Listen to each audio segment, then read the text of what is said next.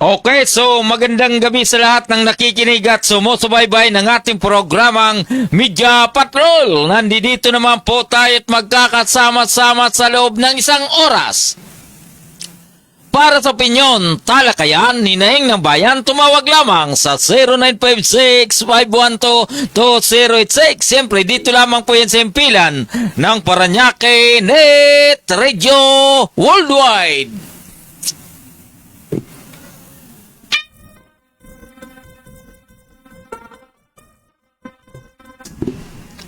Luzon, Visayas at Mindanao. Ito po ang inyong lingkod, Gaspar Latam, na nagsasabing sa umaga, sa tanghali, maging sa gabi, tayo magkakasama-sama dito po sa ating programang Media Patrol.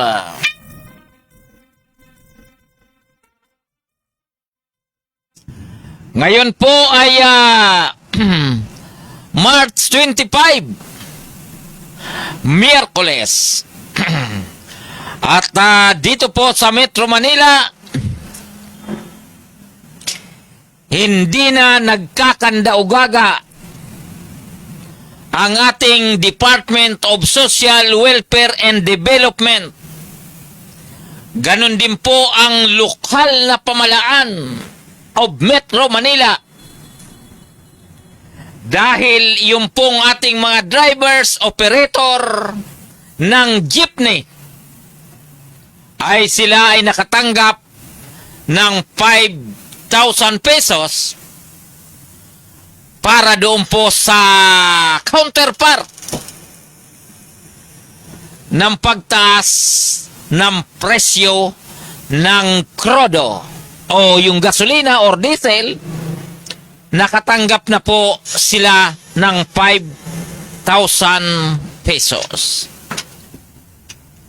At nakita naman po natin sa news, yan po sa Quezon City, dahil sa sobrang init, sa dami nila, at yung pong lugar ay talagang low na lamang ang kanilang pinagdarausan ng bigayan ng ayuda. Kaya po may dalawang driver na tila ng hina o kaya na-stroke dahil sa tagal ng kanilang pila, gutom ang inabot. Actually, wala tayong sinisisi rito kung sino ba talaga ang dapat sisihin. Dahil ito naman po ay mabilisan aksyon ng ating gobyerno sa pamamagitan ng ating Pangulong Bongbong Marcos, at ito po ay pinadaan sa Department of Social Welfare and Development at ibinaba naman po ito sa mga LGU. Kaya ito pong pamimigay ng ayuda ng ating pamalaan ay bahagi po ito ng pagsusumikap sa anumang pamamaraan ay maagapan ng gobyerno ang hinaing ng ating mga drivers mula po sa hanay ng pampasahirong sasakyan o yung pong mga jeepney. At kanina nabanggit nga po ng ating sekretary ng DSWD sa unang first trans pa lang o yung unang bugso ng bigayan sa buong Pilipinas, more or less, magpapakawala ang gobyerno na aabot ng 7 billion pesos para doon po sa gasolina pa lamang o diesel na itinulong sa mga naghahanap buhay. 7 billion po yan para po doon sa iba't ibang uri ng hanap buhay sa transportasyon. Ganun po kalaki. At ayun nga po, natalakay na rin po natin ito kagabi. Yung pong gawain ng ibang transport group na nasa krisis na nga tayo, na alam naman na hindi naman po ito kasalanan ng ating gobyerno, na alam naman na hindi naman po ito kasalanan ng ating presidente, na tumaas ng ganong kalaki, kataas ang mga bilihin na yan, bakit ang katapat nila, bakit strike o tigil pasada? O, di ba, bakit ganun ang nagiging counterpart nung mga inotel ng samahan o organisasyon ng mga transport group na ito? Sa pangunguna po nitong si inotel na Manibela President, na ito pong si Balbuena, dapat nito batuhin ang katotohanan.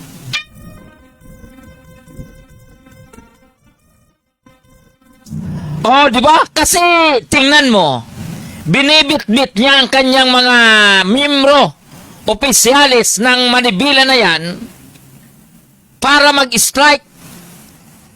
Samantalang siya naman ni Sing Condoling, wala naman po siyang naitutulong sa gobyerno siguro.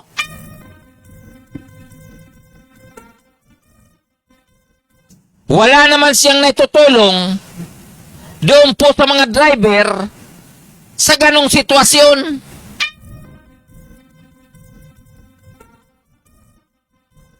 Diba? Tama po ang desisyon ni Pangulong Marcos na hanggat maaari, pigilan muna yung pagtaas ng pamasahe. Dahil kapag magtaas ng pamasahe, yung pong araw-araw na sumasakay ng pampublikong sasakyan, wala pa naman pong increase.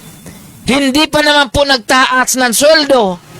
Wala naman pong ibang pinagkakakitaan. Pagkatapos, itong mga inotel na operator ng jeepney, yung pong organisasyon nila, tinutulak yung tigil pasada. Tama ba yun? Panawagan po natin sa inotel na pamunuan ng Manibela at iba pang transport group na magwewelga bukas o magtitigil pasada, diretsahin ko na po kayo na mga inotel ang inyong pamunuan.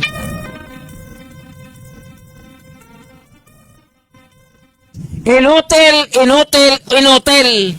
Wala kayong puso. Oo, di ba? Isipin nyo, gusto nyo magtaas na ng pamasahe. Di ba? Samantalang wala pa naman taas na sweldo. Dapat ilagay nyo naman po sa tama. Huwag kayong magsamantala. Dahil ang ginagawa nyo, magtitigil pasada kayo, pansasamantalan nyo yan sa taong bayan, pagsasamantalan ninyo yan sa sitwasyon ng ating gobyerno. Kaya hindi po kayo, sabihin natin na inotel kayo, mga inotel. Di ba? Okay, so ang ating pong kaibigan, ito pong si Sabas Leonor, regards ko po kayo. At ito pong si Sabas Leonor, alam naman natin na siya ay taga Don Bosco. Araw-araw naman po yan namamasukan. Siya naman po ay sumasakay sa 3 gulong sa mga tricycle. Dapat, dahil binigyan naman sila ng tigli 5,000, pagtiyagaan na muna nila yan kaysa ipipilit nila na magtaas ng pamasahe. Iyon po ang dapat. Huwag po silang magsamantala habang yung gobyerno ay nag-a-adjust pa. Habang yung gobyerno namimilipit din kung saan kukuha na ibibigay sa taong bayan. Katulad po ngayon, di ba, ilang bigayan na yan. Di ba, ilang araw na yan namimigay ng pera ang gobyerno. Saan nila kukunin yan? Alam nyo naman, ng Pilipinas, nasa 18 trilyon na mahigit ang utang. Ngayon, nangungutang na naman para ipamigay sa taong bayan. Pagkatapos, yung grupo na ito, mag-strike pa dahil sa gusto nila, taas pamasahe, in hotel. Oh, di ba? So, forget na natin yan. Hindi tayo makamove on dyan sa ginagawa ng transport group na yan. Tatanggap sila ng pera pagkatapos magwiwilgan ng 1 o 2 araw. Eh kung sa winilgan nyo, pinahingan nyo na yan. Sa winilgan nyo, nagano po kayo, nagbiyahe kayo ng 2 beses, 2 beses sa umaga, 2 beses sa hapon, at least mayroon po kayong pambiling bigas. Pero yung pawilga-wilga kayo, dapat hingiin nyo yung kita nyo kay Balbuena. Okay, so doon po sa atin mga kaibigan, Luzon, Visayas at Mindanao. Ang oras po natin ay ganap ng alas 8:34 ng gabi or 8:34 ng gabi. Ayan, so dadako naman po tayo dito sa mainit na usapin. Dito po sa lalawigan ng Camarines-Sur. Ito pong si El Villapuerte, siya po ang kasalukuyang gobernador ng lalawigan ng Camarines-Sur. Ganito po yan, sa hindi pa nakarinig ng aking programa. Ang pamilya Villapuerte, nang ako po ay nasa Bicol pa, 1988, ang kanilang pamilya ay hawak na ang lalawigan ng Camarines-Sur. Naging gobernador, yung po kanilang ama, na si Luis R. Villapuerte. Naging gobernador, ito pong si El Villapuerte. Parehas yan, umabot po ng 9 years. Di ba 9 years pa, plus 9 years, 18 years na po yan. Nang si El Villapuerte ay nagtapos ng 9 na taon, ang pumalit po sa kanya, ang kanyang anak na si Migs Villapuerte. 9 na taon din po yan. So, 27 years na. Pagkatapos ng si Migs Villapuerte, nagtapos, ang ginawa sana ng kanyang lolo na si Luis Villapuerte ay siya na sana ang gustong pumalit. Pero dahil sa kabakawan ng ama, ng anak na ito pong si El Villapuerte, ayan nangyari, naglaban yung Migs Villapuerte at saka yung lolo niya, naglaban yan eh. Tinalo po yung lolo, kaya si Migs ang nanalo. So, 9 na taon siya naging gobernador. Ngayon, pagkatapos ng gobernador ni Migs, pinalit naman ang kanyang kapatid na ito pong si Luis G. Villapuerte. Siya po ay nagkaroon din ng 3 taon o termino. 3 taon lang, kaya 27 plus 3 years. So, 30 years na pong hinawakan ng pamilya Villapuerte. Ngayon, nung 2025, local election, instead na magpahinga na sana itong si El Villapuerte, ay siya po ay bumalik bilang gobernador. At si Luis J. ginawa po niyang congressman, at ganoon din po si Migs Villapuerte ay kasalukuyang congressman. So in short po, na nakaupo ngayon si El Villapuerte, lahat-lahat kapag matapos po ang kanyang termino, so abot na po ng 33 years bilang gobernador ang pamilya Villapuerte diyan po sa lalawigan ng Camarines-Sur. Ganon po katagal. Ngayon, tingnan nyo po ang nangyayari. Hindi ko po kini-question ang usapin ng dinastiya. Ang akin lamang, ang kini-question ko, yung binibigay na serbisyo ng pamilya Villapuerte diyan po sa lalawigan ng Camarines-Sur. Hindi naman po lingid sa inyong kalaman, nasa kasalukuyan yung pong lugar ng Pili, Diyan po sa Kadlan, Barangay Kadlan, Kadlan, Pili Camarinesor. Yung pong mga residente dyan, yung pong mga magsasaka, yung mga farmers, ay namumroblema dahil nga po sa yung kanilang tinitirikan, ang kanilang lupain, ay dadaanan po ng development dyan po sa nabanggit na bayan, dyan po sa Pili Camarinesor, na wala pong sapat na kompensasyon doon po sa mga naninirahan.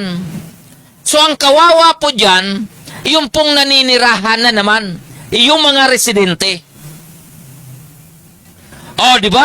Ngayon, lilipat na po tayo sa mga nakaraang isyo tungkol po dyan sa lalawigan ng Camarinesor. Tungkol po nangyari dyan po sa lugar ng Siroma, Camarinesor, na kung saan may mahigit 1,000 hektarya na di umano, ito po ay napatituluhan ng pamilya Villapuerte, na kung saan ito po ay di umano nasa 20s lang, 2020 or 2022. Samantalang yung mga nakatira, yung may rights of ownership, yung pong may tax declaration, pagkatapos sila po ay kasalukuyang nasa ilalim naman po ng Department of Agrarian Reform, ang kanila pong jurisdiction doon po sa lupa ay nawala na po ng saysay. Dahil yung pong mahigit 1,000 hektarya ng lupain diyan po sa San Ramon ay napatitulahan na po ng pamilya Villapuerte.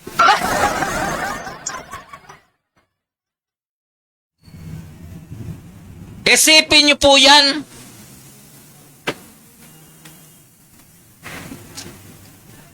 Nakakabanas, ano?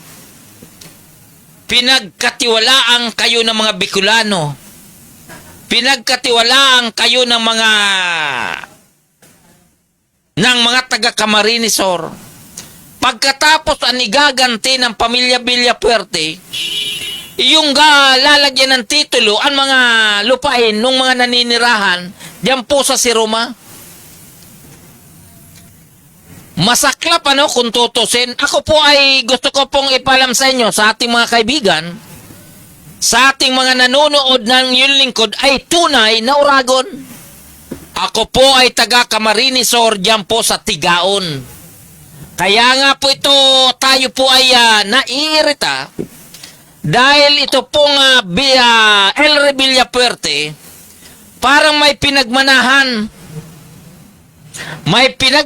na isang politiko na isa sa pinakamayaman na Pilipino sa ating bansa, na walang iba di umano ay magpatitulo ng lupa na may lupa dito sa Metro Manila, Karatig, Lalawigan, maging sa probinsya. O, di ba? Isipin niyo po yan, senador yung ama, senador yung asawa, naging senador ang dalawang anak. Senador po ang pinag-uusapan natin, hindi tanod. Tumakbo ng presidente yung ama. Tumakbo ng senador, hindi pinalad yung ama. Talo bilang presidente. Tumakbo bilang senador, nanalo. Tumakbong senador yung asawa, nanalo. Tumakbo yung dalawang anak, pareha senador sa kasalukuyan. Pero sila po ay inaasakusahan, o sabihin natin na totoo na marami po silang lupa na pinatituluhan, samantalang yung mga nakatira doon ay gusto na pong palisain doon sa mga lupa na sila po ay may titulo. Kaya nga po, nasaan ang tanong? Bakit natitituluhan o nagiging kanila ang lupa na yan kung sa simula naman ay hindi naman po sila naninirahan sa mga nabanggit na lupain? Paano po nangyayari yan? Ang unang proseso po niyan, kapag hindi naman po kayo ang nakaposisyon doon po sa lupa, siyempre wala po kayo bastang karapatan na kayo po ay magkaroon ng sariling lupa. Kung ito po ay land, public domain or public land. O, di ba? Ibig sabihin po ng public land, wala pa pong titulo. In short, Pero, bagamat wala pong mga titulo yan, pero may nakatira na po dyan, yung may tinatawag na nakaposisyon sa lupa.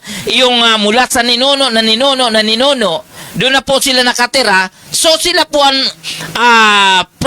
primary beneficiaries ng nabanggit na lupa. Yung po ay sa public domain. Ngayon, ano po bang dinadaanan yan? Kapag wala pang titulo ang lupa, siyempre tax declaration. Ipapasukat nyo po ang lupa. Pagkatapos ng tax declaration, mag-a-apply po kayo sa LRA. Pagkatapos, takot-takot na dokumento ang inyong ipoprovide. Kaya po yung ating mga magsasaka ay hindi kagad napapatituluhan ng lupa dahil wala naman po silang sapat na kakayanan, wala rin po silang sapat na pera, kaya tumatagal na hindi po nila nasasarili ang lupa na yan na kanilang sinasaka. Ganun din po, siyempre, kung ilan po yung po ay nasa ilalim na po ng Department of Agrarian Reform, siyempre po, kontrolado na po yan ng ating gobyerno. Oh, di ba ngayon, yung pong usapin, diyan po sa iba't ibang lupain, diyan po sa Camarinesor, malinaw na sinasabi, yung po ay nasa ilalim po ng jurisdiction ng Department of Agriculture, Department of Agrarian Reform. Kaya marami nagtataka kung bakit ang mga ganyang lupain ay nasasako pa ng mga inutil at mga buayang masyadong matakaw sa lupa. Oh, di ba kasi mga buhayan tawag dyan eh. Opo, akala ninyo yung mga politiko na yan na nagsasamantala sa kanilang kapangyarihan, akala nila wala po silang kamatayan.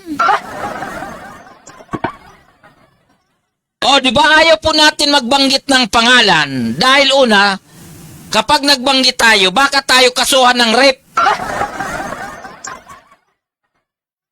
Oh, di ba baka sabihin na ginagahasa natin siya live.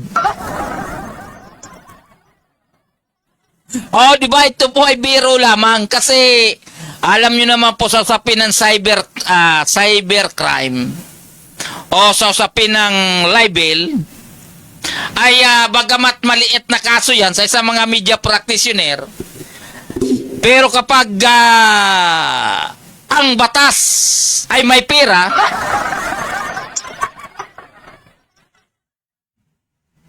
kapag ang isang media practitioner na katulad ko na pwedeng kasuhan kung ano-ano,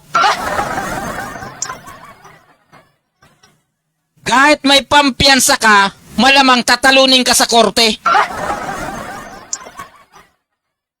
Oh, di ba? Pero sa katulad naman natin, hindi naman tayo takot sa mga kaso na yan eh, sa usapin ng libel o libel.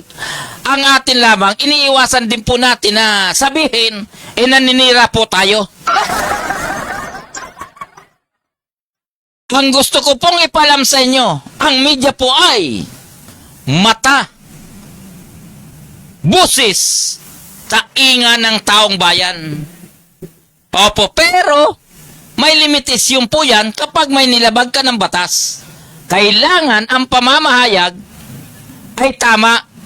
Ang problema sa kasalukuyan, kapag may isang tao, may isang politiko, may private individual, may company na sinasabi mo ang totoo na may katiwalian, palalabasin, ikaw po ay naninira.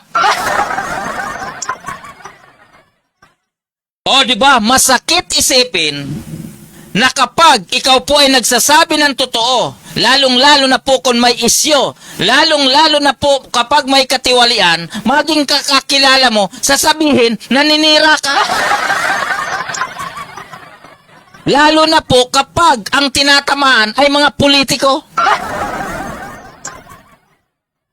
O, di ba? Kasi vice versa po yan eh. Ang sinasabi po natin, ang paghihirap ng bawat Pilipino, hindi po pagkukulang o sabihin po natin kahinaan ng isang Pilipino kung bakit sila po ay naghihirap. Dahil yung pong pinagkakatiwalaan ng mahihirap na yan, na tuwing eleksyon pupuntahan doon sa mga eskinita, Tuwing eleksyon, pupuntahan po sa pangpang ng ilog. Tuwing eleksyon, pupuntahan po doon sa mga depressed areas. Sasabihin ganito, ganire. Kapag ako nanalo, bibigyan po namin kayo ng matinong bahay. Kapag kami ay manalo, bibigyan po namin kayo ng bigas. Kapag kami ay nanalo, bibigyan po namin kayo ng magandang edukasyon. Kapag kami ay manalo, bibigyan po namin kayo ng legal na pamamaraan kung sakaling may nag-aabuso sa inyo. Pero ang problema niyang paulit-ulit na sinasabi ng mga inutil na politiko na yan, natapos na lahat ang kanilang termino sa loob ng 9 na taon, pangako pa rin ang natitira. Di ba? Katulad ng binabanggit ko, yan po sa lalawigan ng Camarines Sur, mahigit at 30 years nang nanunungkulan ang pamilya Villapuerte. Pagdating sa dulo, ano ang natanggap ng mga taga Siroma, kundi ang kinin. Gahasain ng kanilang lupain para mapunta sa kanila. O, di ba? Tama po ba yan? Dapat kapag ikaw ay isang politiko, huwag mong gamitin yung kapangyarihan mo para tadyakan,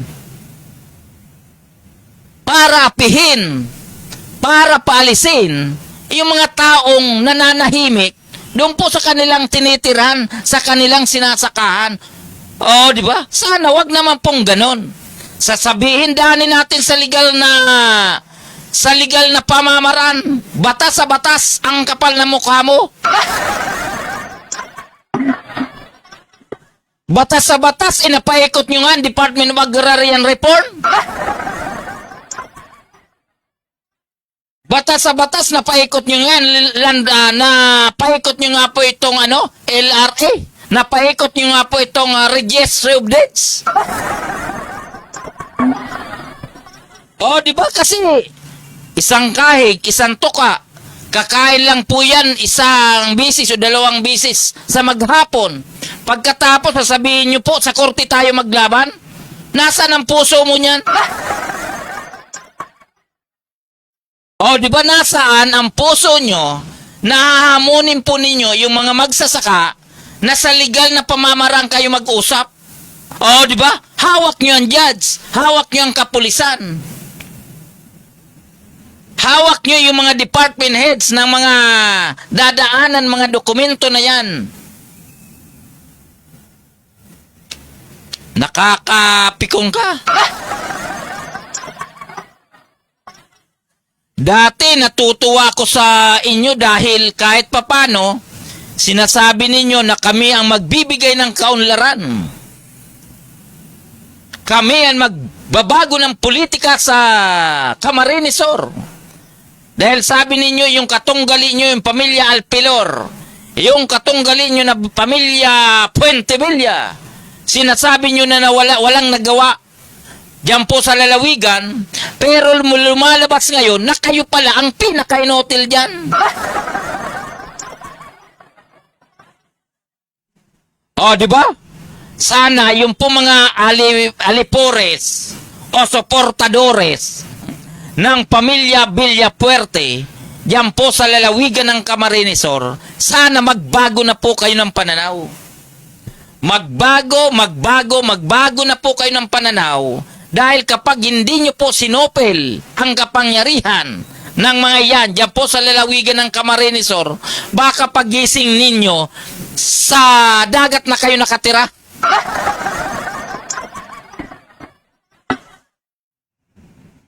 O, di ba? Alokin kayo ng trabaho. Hindi naman may trabaho naman kayo dahil may lupa kayo. Alokin kayo ng bigas. Kayo naman po ay nagtatanim ng palay na pag umani, bigas na yon. So, in short, yung pag-alok ninyo ng mga tulong na yan, ningas kugon lang yan. Gusto nyo lang pong i-divert yung ginawa nyo yung pag-angkin ng lupa, ng may lupa. Di ba, Manoy? Huwag mo nga kung ano-ano yun, Manoy, Governor El Rebilla Puerte. Di ba, minsan na po ako nag-cover sa inyo ng 2002 yata or 2003 ng local election dyan po sa lalawigan ng Camarines Sur. Nag-cover ako dyan po sa San Jose, Camarines Sur. Nang kayo po ay nagkaroon ng meeting de avance dyan po sa lugar ng San Jose. Namigay po kayo ng sako-sakong bigas doon mismo sa meeting de avance ninyo. Di ba naalala niyo ba? Inaalala ba ng mga inutal na bodyguard ni Villapuerte? Nagkumukuha po ako ng video sa kanilang meeting de avance. Pinaligiran po ako ng ilang bodyguard yata yun eh. Isipin mo, yung video ko ay pinilit nilang kinuha. Di ba? Kasi sila po ay namimigay nung mga panahon na yun ng bigas. Isipin mo, yung video ko pinadilit mismo sa araw na sa oras na yun. Kaya yung mga galawan ninyo, kahit papano, ramdam ko rin, dahil nang ako po ay ng 2003, bilang media practitioner, ako po ay nag-cover dyan po sa lalawigan ng Camarines Sur, dyan po sa lugar ng San Jose. Di ba? Kaya, marami po kayong sigang bodyguard. Marami rin po kayong sip-sip na alalay o kaya kakampi. Sa akin, wala naman pong problema yan kung nagsisip-sip kayo. Pero ngayon, yung nangyari na yan, 2003, pagkatapos ngayon, 2026 na, iba na po palang inyong kalakaran, nag-focus na po kayo sa pangunguha ng lupa na may lupa. Kaya po yun aking mga kababayan.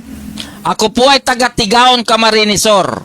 Ako po naman ay maraming kaibigan, yung mga classmate ko po dyan sa lugar ng Salugon, San Jose, dyan po sa Abo, dyan po sa Tigaon, dyan po sa Guwa, at iba pa mga barangay, maging sa Ocampo, at ganun din po sa Pili, sa Nabwa, dyan po sa lalawigan ng dyan po sa Kabusaw, dyan po sa lugar ng Kanaman, Kanaman ba yan? Dyan po sa lugar ng Libmanan, Sorsogon. Nako, hindi Sorsogon, Libmanan, Sipokot. Sana mag-isip-isip na po kayo. Total 2026 pa lang naman ngayon. Pagdating ng 2028 ay eleksyon na naman yan. Haharap naman po yung gas-gas na mukha ni Villapuerte. Di ba? Haharap na naman po yan sa inyo eh. Di ba kita nyo ang mga post niya, pakingkoy-kingkoy, pakanta-kanta. Talagang ang style niya, gusto niya palapit ng palapit doon sa may mga lupa. Di ba? Palapit po sila ng palapit doon sa ating mga kababayan dahil gusto nila na ipakita nila na sila po ay tumutulong doon po sa mga walang-wala. Pero ang totoo niyan, bottom line, kung sila po ay nagbigay ng halagang 1,000, malamang ang kapalit niyan 10,000.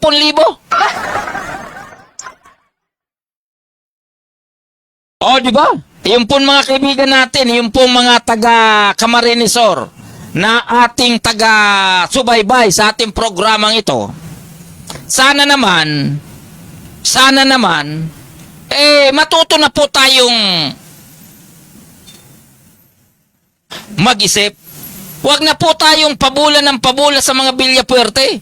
Dahil kapag kayo po ay nambubula, kapag kayo po ay magpabula, sabi ko nga sa inyo, baka gayahin ito yung isang pamilya dito po sa Metro Manila na wala pong iba magpagawa ng mga bahay. Kaya nangyari, pati yung lupa ng may lupa ng iba ay napupunta sa kanila.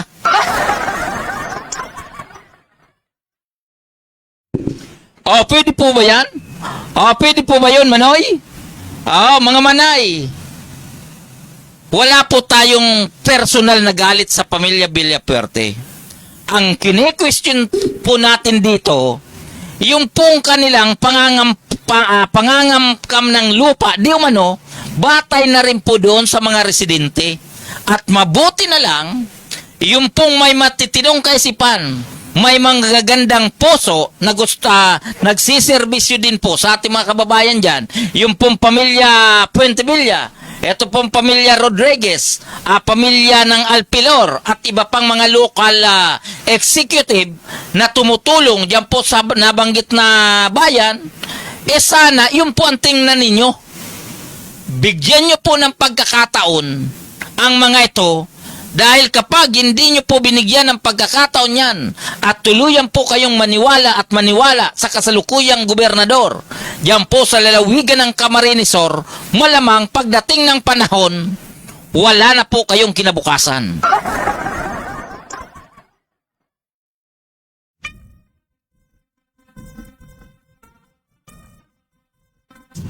Okay, doon po sa ating mga kaibigan, Luzon, Visayas at Mindanao. Ang oras po natin ay ganap ng alas 8:58 ng gabi. Dito lamang po yan sa ating programang Media Patrol. Siyempre sa impilan ng Paranaque Net Radio Worldwide. Mr. Chairman, patalastas please.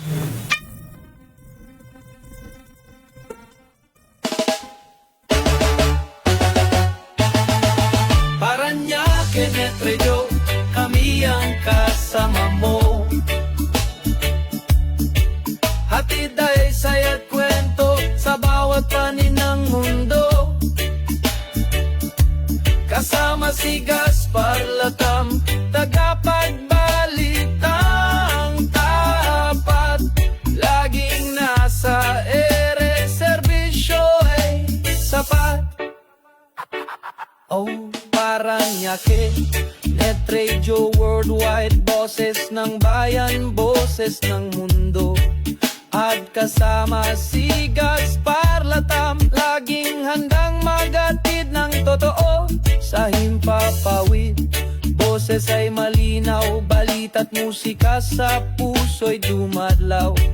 Mula sa bayan ng Paranaque hanggang sa dulo ng mundo, dalay pag-asa at ngiti.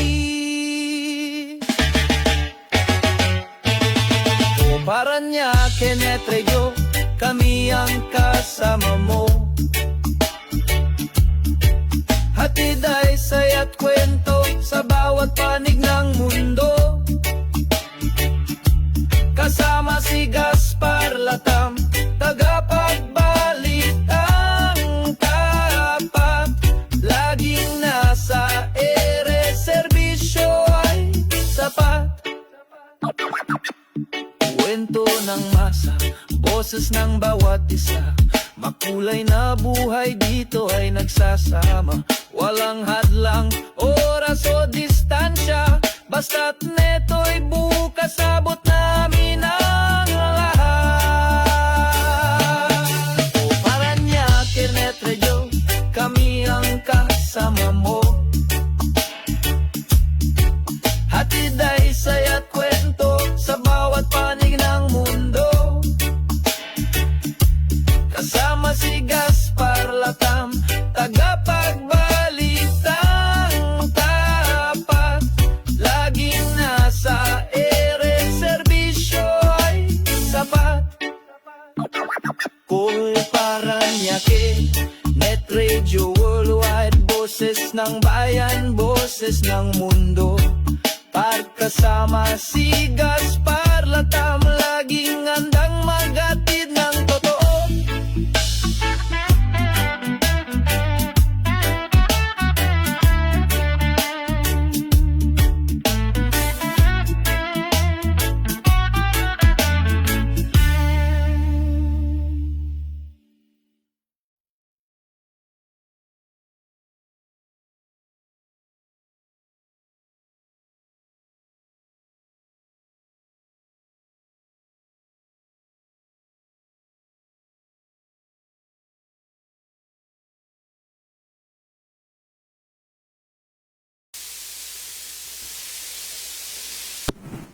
Ayan ha. Okay, so bago tayo lilipat ng ibang isyo, regard po natin yung pong taga Dilgaliego, Lupe, Sipokot, Libmanan, Naga, pababa, ano pa lang, ibabang pababa, Pili, papunta ng Eriga, Nabwa, yan po sa lugar ng Bato. At ganoon din po dito sa lugar ng Ocampo, sa lugar ng Tigaon, lugar ng Guwa, lugar ng San Jose, Lagunoy, Gatchor Terena, ano pa? Diyan po sa lugar ng Karamuan, diyan po sa bayan ng Siroma at iba pang bayan, diyan po sa lugar ng Camarines Sur. Bagamat hindi po tayo magkakakilala, bagamat wala akong koneksyon sa mga politiko diyan po sa lugar ng Camarinesor. Ako naman po ay matagal-tagal na po ako rito sa Metro Manila, pero yung pong hinaing ng ating mga kababayan diyan po sa lalawigan ng Camarinesor tungkol po sa kanilang nararanasan, wala po naman ibang solusyon yan. Dapat palitan po ninyo yung mga politikong ayaw nyo na. Kasi kapag hindi po yan napalitan, wala po kayong recourse. Dahil kaya po nilang paikutin ang mga taong dadaanan ng mga aspetong legal. Kaya po nilang manipulahin yan. Sasabihin po nila, dadaan po tayo sa tamang proseso. Ang tanong, yung mga taong nagpapatakbo ng tamang proseso, sila po ba ay mga tamang tao? O, di ba? Hindi naman kaila sa atin na ito nga pong sekretary ng ombudsman, na ito pong si Boying Remulian, sabi niya, maging katas-taasang hukom. Sabi nila, nabibili daw. Ganon din po doon sa baba. Mula sa prosecutor, at sabihin natin, mula sa kapitan, prosecutor, police, judge, ay kaya nilang paikutin. Kapag hindi po kayo maniwala dyan, malamang wala kayo sa Pilipinas. Kapag hindi po kayo maniwala sa sinasabi ko, malamang hindi pa kayo pinapanganak.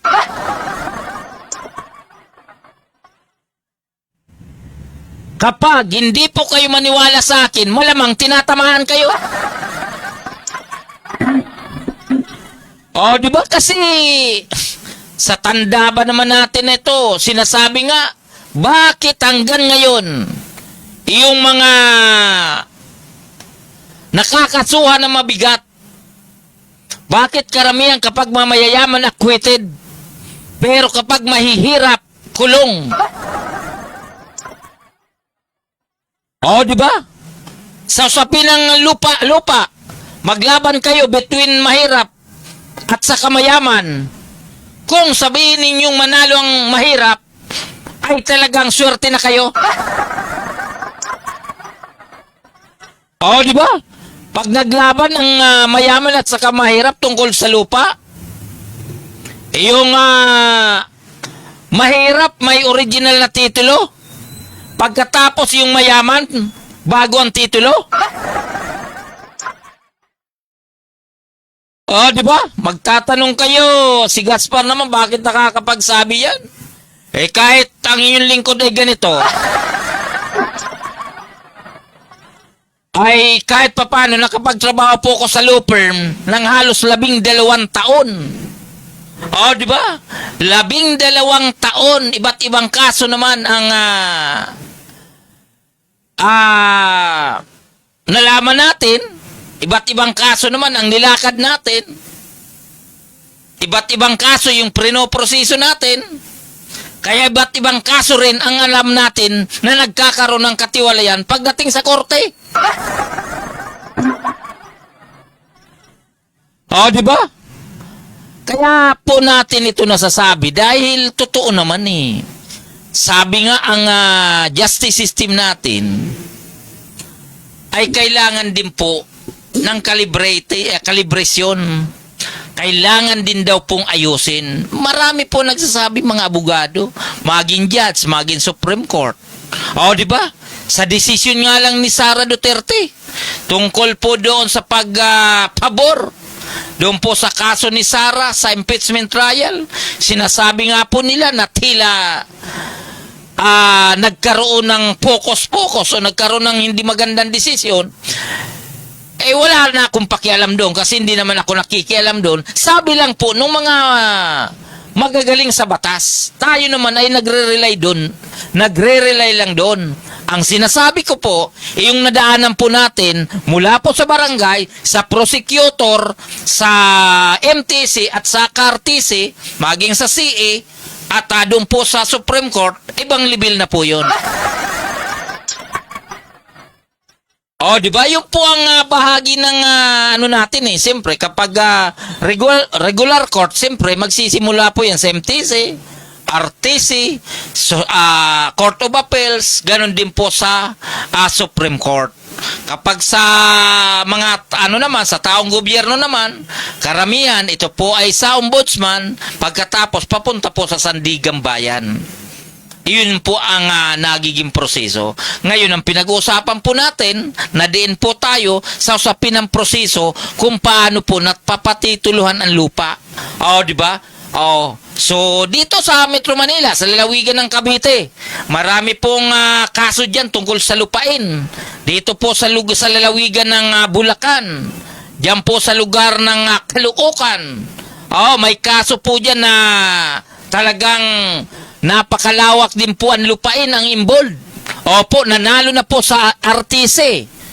Sabihin ko po sa inyo, nanalo na po sa RTC, nanalo na sa Court of Appeals, nanalo na po sa Supreme Court.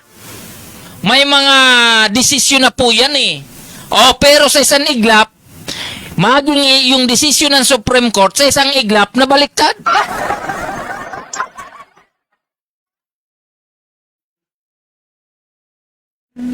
Di ba? Nasabi ko tuloy sa inyo Sipin nyo may desisyon na yung Supreme Court. Nanalo na yung kliyente namin. Pero sa hindi na ayos na negosasyon, sa takbo ng desisyon ng kaso, sa isang iglap, hindi na execute at natalo pa ang hinahawakan namin.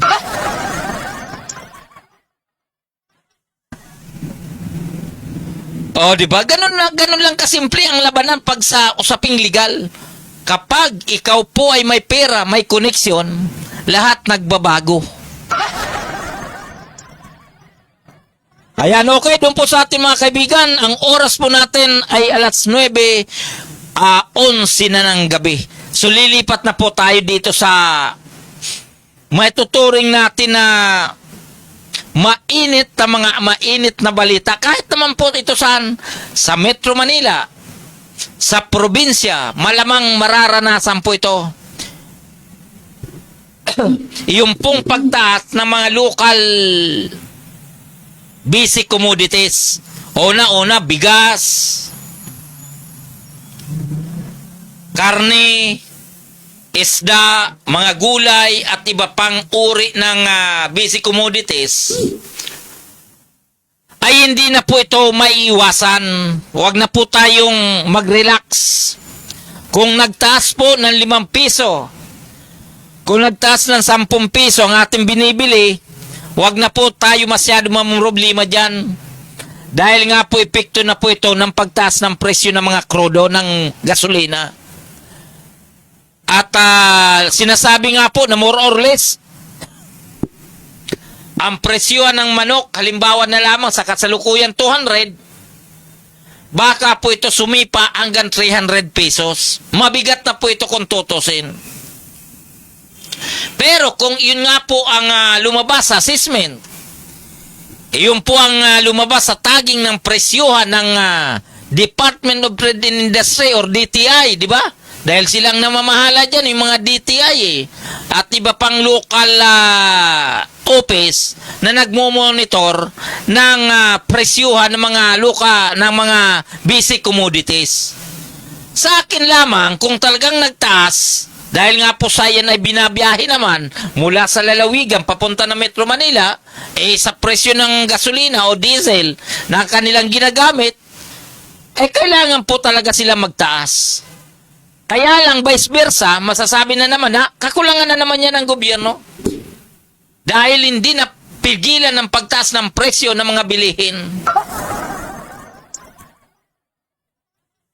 Ang akin lamang, iwasan na po natin ang sisi ng sisi sa gobyerno Dahil ang gobyerno, kung tutusin, hindi lang naman si Presidente Marcos, hindi lang naman si mga senador, vice president, congressman, gobernador, hindi lang naman po silang gobyerno. Dahil ang tutusin, ang tunay na gobyerno ay ang taong bayan.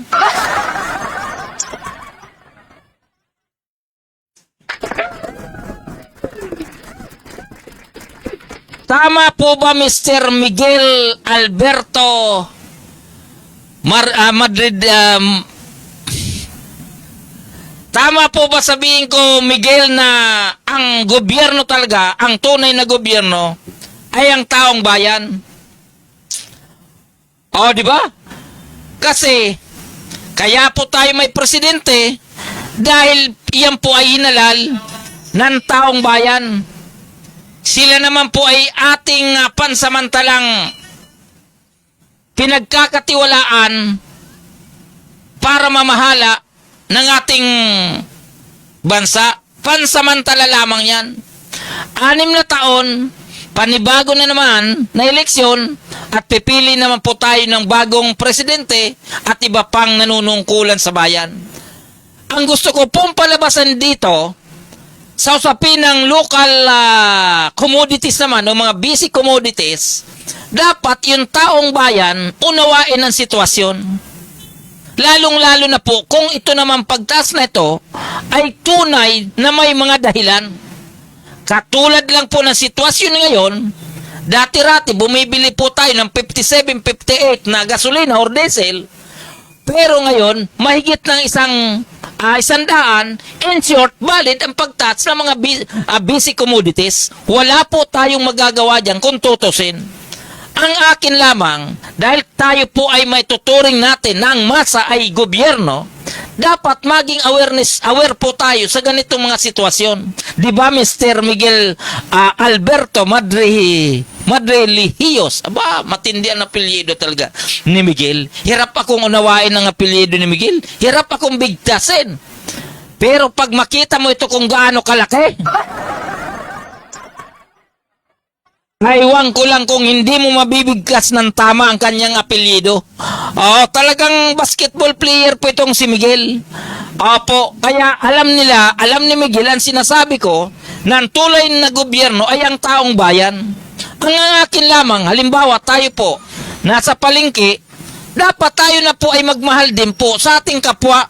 Halimbawa, kung ikaw ay nagtitinda ng isda, nagtitinda ng bigas, nagtitinda ng gulay, nagtitinda ng karne o ano paman, sana kung ikaw ay gobyerno, ayusin mo naman ang inyong kiluhan. Di ba? Kasi ang mahirap yan, tayo nga po ay nagtsatsaga na doon po sa mataas ng presyuhan ng mga bilihin. Pagdating sa kiluhan, dadagukan pa tayo. Di ba? Ang saklap. Sabi nga nila, nagagalit tayo doon sa mga taong hindi lumalaban ng parehas. Naiinggit tayo doon sa malitang napupunta lang sa ilan. Pero yung maliit na bagay, ipinagsasamantalahan nyo pa. Di kung sakaling kayo po ay naging presidente, o kaya kayo naging senador, o kaya naging congressman, malamang ganun din po ang gagawin ninyo. Di ba? Kasi ultimong timbangan, dinadaya ninyo. Bibili ka ng 1 kilong karne. Pagdating mo sa bahay, kulang ng 2 guhit. Di ba pandaraya na yan? Pagkatapos, kung bibili ka ng sibuyas, sila ang papipiliin mo, kikiluhin. Pagdating mo sa bahay, bulok-bulok pala yung binigay sa'yo. Di ba? Ito pong kaibigan natin na si Ramil Obra. Madaling araw pa lang, namamalingki na po ito sa lugar ng La Huerta. Palingki ng La Huerta. Namamalingki na po ito sa Pasay Public Market. At kapag sinisipagan, malamang namamalingki ito sa Divisoria sa pamamagitan naman po ng kilo-kilo. Maliitan lang po, dinadaan sa kilo. Pero ang problema, kung bumili ka ng 4 na kilo ng manok na inaasahan mo eksakto sa kilo, pagdating mo doon sa bahay, kinilo mo uli, kulang ng 8 guhit. O, di ba? So, isipin mo kung kulang yan ng 8 guhit. Ibig sabihin, halos kulang-kulang na 1 kilo ang kulang. Nangyayari at nangyayari at nangyayari po yan sa ating mga palengke. Ngayon, yung pong mga nagtitinda, sasabihin, kapag kami lumaban ng parehas, hindi naman kami kikita. Kasi ang kuha namin ito inango namin ito ganito, mahal din ang kuha namin. Kapag pinarehas namin sa timbangan, malamang malulugi po kami. Opo, yun ang sabi. Pero mali po itong pangangatwiran. Dapat, kung mali na po yung inyong nabilhan, sana kapag kayo ay nagbinta, huwag nyo nang manahin yung maling ginagawa ng iyong pinagkukunan. Pwede ba yun? Ngayon, ang tanong, ganito po kasi, katapag tayo po ay pumupunta sa mga palengke, hindi lang po dito sa Paranaque, napunta po tayo ng palengke ng Pasay, napunta tayo sa palengke ng Sapote, napunta tayo sa palengke ng Alabang. At dito sa Paranaque, tayo po ay pumupunta rin sa mga palengke. Ang una ko pong hinahanap, lalong-lalo na po, kung ako ay bibili ng katulad ng karne, tulad ng bigas, tulad ng isda, at iba pang bilihin na tinitimbang, hinahanap ko po kagad yung tinatawag na timbangan ng taong bayan, yung public, anong tawag dun sa pampublikong timbangan? Hinahanap ko po yan. Opo, kaya lang minsan sa kakahanap at kakahanap ko, wala akong makitang timbangan ng bayan. Isipin mo yan, kung ikaw ay sabihin natin kung ikaw ay yung namamahala ng palengke, private man o public yan, kung may supervisor po dyan sa palengke, yung tinatawag na market supervisor, malamang nasusupervise po yan ng market supervisor o kaya nung ibang tauhan ng market. Pero kung ang market supervisor ang nagliliwaliw kung saan-saan, malamang yung timbangan ng bayan, malamang wala talaga sa palengke. Kaya pakiusap natin sa lokal na pamalaan, sa mga barangay dito po sa Metro Manila, sana naman tumulong naman kayo sa aming maliliit na mamimili. Huwag po kayong patulog-tulog sa kangkungan na ultimong pampublikong timbangan ay hindi po kayo nakapag-provide. O, di ba? Maliban po kasi sa barangay ang lokal na pamalaan ay may tinatawag po yan na Public Consumer Welfare Office, di ba? Yung tinatawag na consumer welfare. Kung wala po tayong timbangan, nasaan po yung welfare? Di ba nasaan po yung welfare kung ultimong timbangan, hindi po kayo nakakapaglagay? Di ba timbangan na nga lang hinahanap natin di ba? Hindi na nga namin hinahanap na ito isa-isahin nyo na itong sibuyas, bawang, paminta o yung etlog, yung bigas o ano pa man nabilihin ay i-supervise nyo araw-araw. Hindi na po kami naghahanap niyan dahil baka kayo ay mainitan. Di ba kasi sasabihin mo consumer welfare, dapat araw-araw titingnan nyo po yung presyuhan ng mga pangunahing bilihin. Titingnan nyo po ang galawan ng mga pangunahing bilihin. Opo, pero hindi na nga po namin hinahanap niyan sa inyo dahil kung madaling araw, baka inaantok pa kayo, mahirapan kayo. Pangalawa, hindi na nga po namin kayo hinahanap tuwing tag-ulan kasi baka mabasa kayo. Di ba? Pangatlo, hindi na po namin kayo hinahanap pagdating ng alas 9 o alas 10 ng umaga kasi baka kayo ay mainitan. Di ba? Ang hinahanap lang po ng mga mamimili, hanggat maaari, ayusin niyo po itong tinatawag na pampublikong timbangan. Kahit dyan na lang po kayo bumawi, masaya na kami. Di ba? Palakpakan po natin yan. Ay, patay tayo dyan. Ayaw pumayag, di ba, Miguel? Ayaw pumayag itong si paring Ramil Obra sabi niya, kailangan talaga na magkaroon ng pampublikong timbangan para yung mga naglalamang sa pamimili, dadang ka lang sa pampublikong timbangan, ay di malalaman mo kung yung binili mo kulang o tama. Kasi maniwala po kayo sa hindi, kapag kayo po ay bumili ng isda, bumili kayo ng karne, bumili kayo ng gulay, maniwala po kayo sa hindi. Sa 10 bisis mong pagbili dyan, malamang isa lang ang sakto sa timbangan. Opo, the rest is kulang. Pwede ba yun? Oh, di ba? Sino po ba talaga may jurisdiction nito? Ang sabi nila may public, naman yan, administrator, market administrator, may market supervisor. Kung ang supervisor nga po ay wala, gumagala. Oh, paano yan?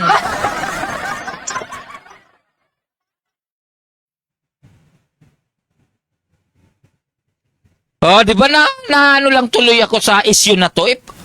Timbangan na nga lang ang hinahanap, hindi pa mailagay-lagay.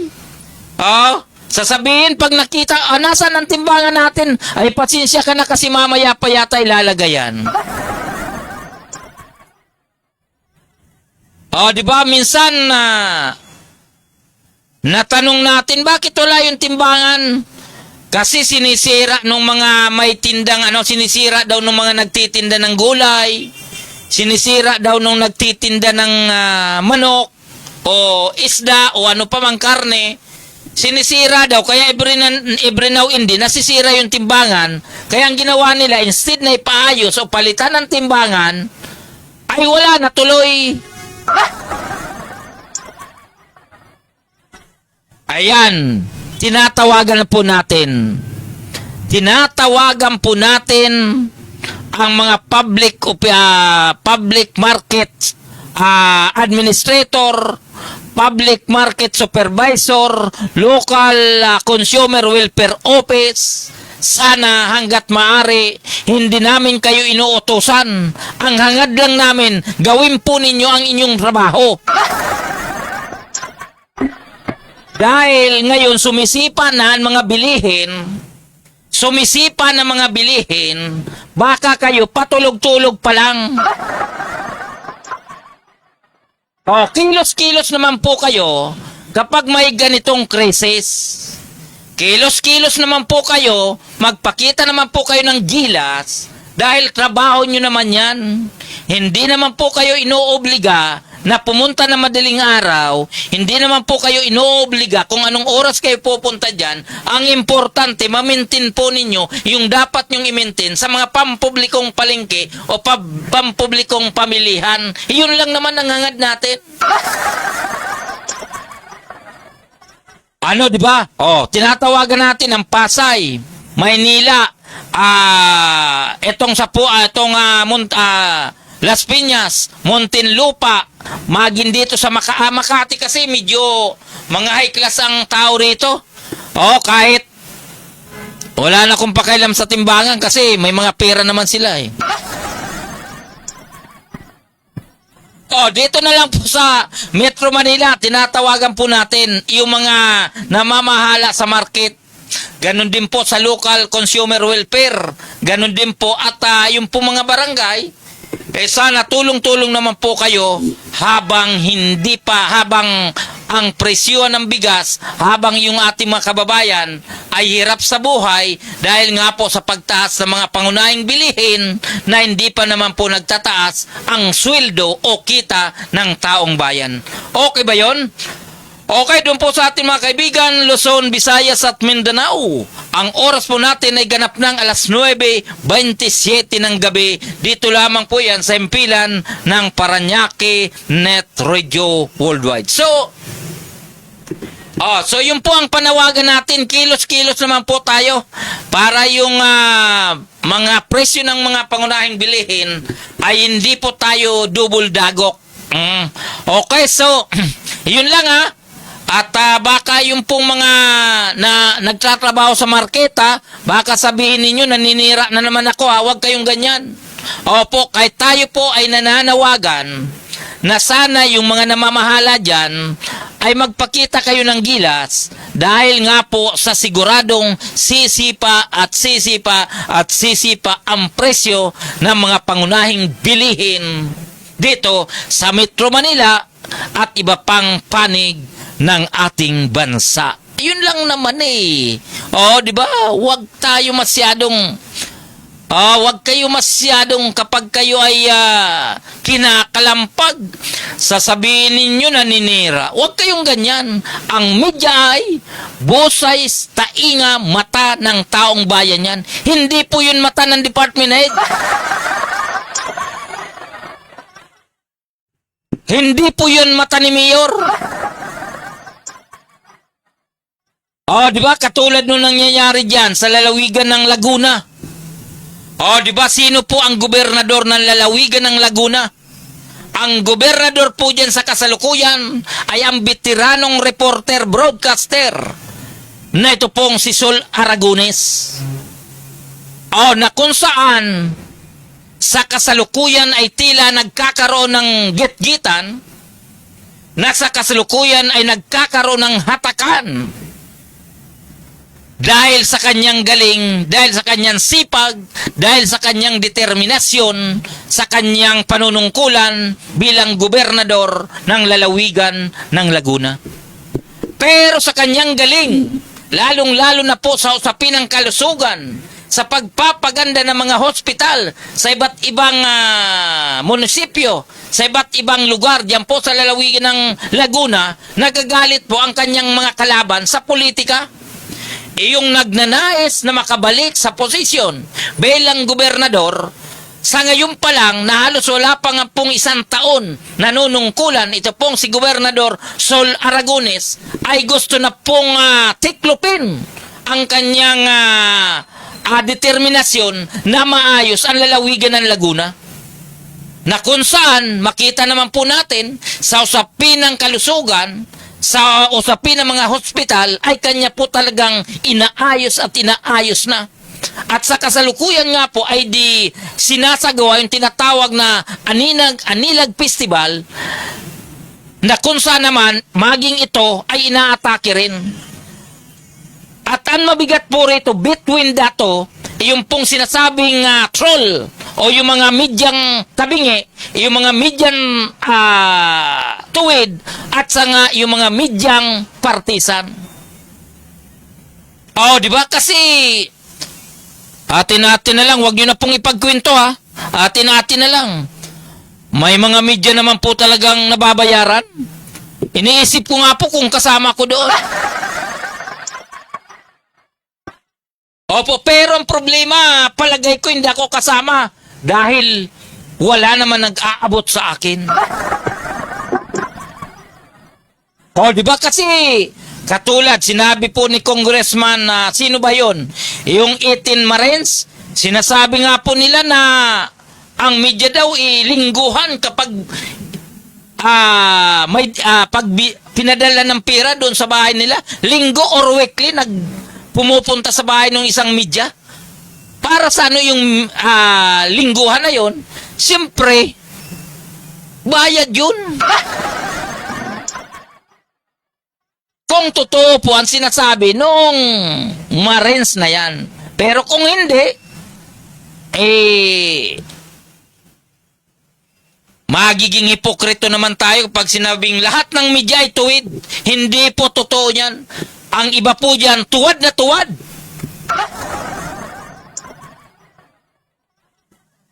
Pero wag po kayong mag-alala. Marami pa rin pong ipinaglalaban.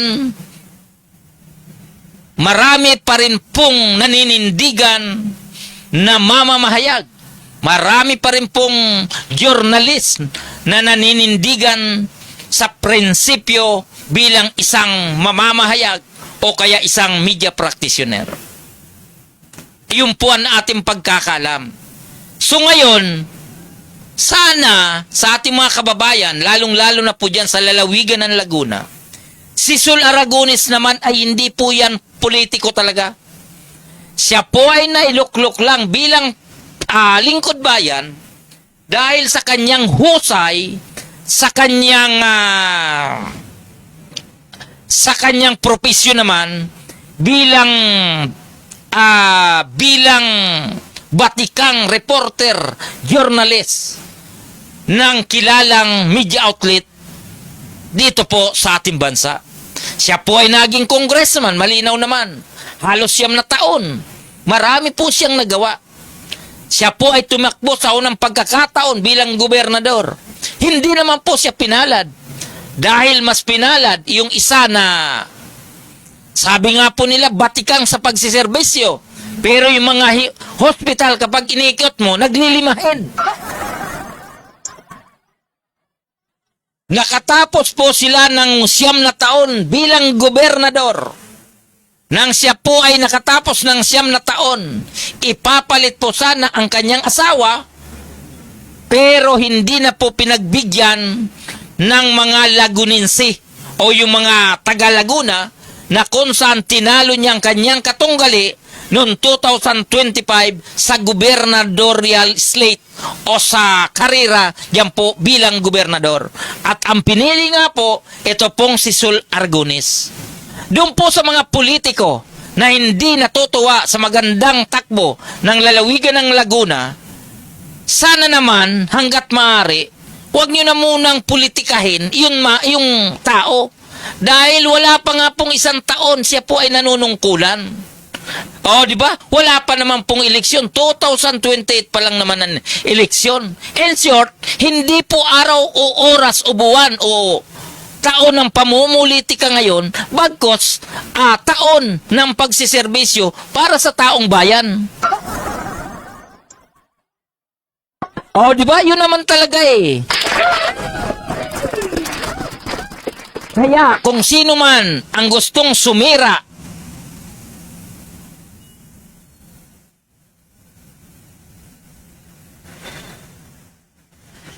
sa panunungkulan na yan, kung ito pong vice-gobernador, sana para hindi ka tuloy masira bilang vice-gobernador, mas maganda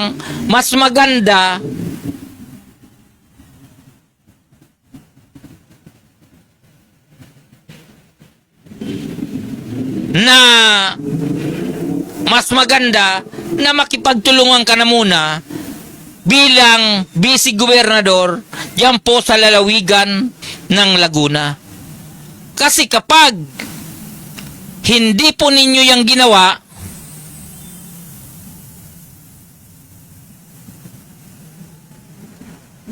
maaga kayong mamumulitika, ay wala po kayong mararating, lalong-lalo na po kung ang kakalabanin ninyo ang isang Sol Aragones na wala pong ibang inisip kundi makapagserbisyo ng tama para sa kanyang nasasakupan.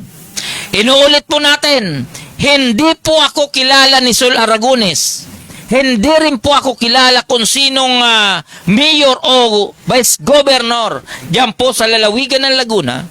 Gusto ko lang pong iparamdam, ipalam o iparamdam sa ating mga kababayan na kapag may tuwid na lingkod bayan, instead na sila po ay tuligsain, dapat po natin silang tulungan.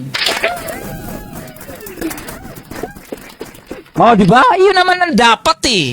Oh, alam po natin, sasabihin niyo katulad dito sa lungsod ng Parañaque, di ba? Ang panunungkulan ng pamilya Olivares dito po sa lungsod ng Parañaque, no question ask eh. Napakagaling po nila eh. Oh, di ba? Katulad po ni Mayor Edwin Olivares. Alam nyo naman kung gaano katuwid yan. Alam nyo naman si Congressman Eric Olivares. Alam nyo naman kung anong klaseng paglilingkod sa taong bayan mayroon sila. Oh, pero hindi po nawawala yung negative effect kapag nakakakuha ng mga department heads o nakakakuha ng tinatawag na pinagkakatiwalaan kung sila po ay nagiging palpak. Opo, di ba? Binding po yan eh. Katulad po yan sa kung sino nakakatas. Kapag palpak yung sa baba, siyempre tataas. Tatamaan po yun sa taas. Kaya po, siguro panawagan natin kay Sol Aragones na sana siguraduhin po ninyo na yung pinagkakatiwalaan po ninyo sa baba, siguraduhin nyo po na matutuwid. Opo, kasi kapag makuha po kayo ng mga department heads, makakuha po kayo ng mga coordinator na piling nila, sila na po ang gobernador, malamang yung po ay tatama din po sa inyo. Kaya hanggat maaari, Governor Sol Aragones, sana mula po sa inyong trusted person, sa inyo po mga department heads sa Kapitolyo ng Laguna, ganun din po yung mga coordinator nyo sa inyong mga bayan at barangay, sana po hindi magpiling gobernador. Kasi kapag sila po ay umaboso sa kanilang tungkulin bilang inyo pong pinagkakatiwalaan, malamang hindi nyo po kagad yan malalaman yung po ang nagiging problema sa matutuwid na lingkod bayan. Yung pong mga inotel na pinagkakatiwalaan na piling po nila sila na po ang gobernador o kaya sila na po ang mayor o kaya po sila na ang congressman. Doon po tayo nagkakandaluko-luko. Oh, di ba? Oh, ito po mabuti pa itong si Miss Kekiano Oliver. Alam niyo po itong si Kay Oliver, sa totoo lang. Isa po itong magaling at mabait at masipag na nurse naman.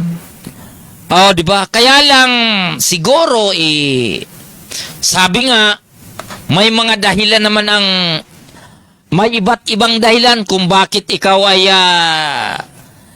napupunta sa ibang lugar, napupunta sa ibang kaibigan, o kaya sa ibang tao. May mga dahilan po yan. Kaya itong paglipat nitong si Miss Kekiano Oliver from Barangay Santo Niño bilang nurse at mapupunta po rito sa Silverio, ay may dahilan yan, Kay? Malamang may dahilan yan. Kaya, sabi nga malapit lang naman ang Santo Niño sa San Isidro, kaya yung iyong kalungkutan ay inyo nang gawing kasiyahan yan. O, di ba, kay Oliver, regards ko po kayo at 10 ng iyong pamilya dyan po sa Beef Homes, Parañaque City. So, doon po sa ating mga kaibigan, ating mga kababayan, kung ano po ang ating natalakay dito, inuulit po natin. Ito po ay bahagi ng pamamahayag, ito po ay bahagi ng tinatawag na pre-opinion, and of course, doon po sa usaping, sabi nga po nila bilang isang mamamahayag naman, may doon po tayong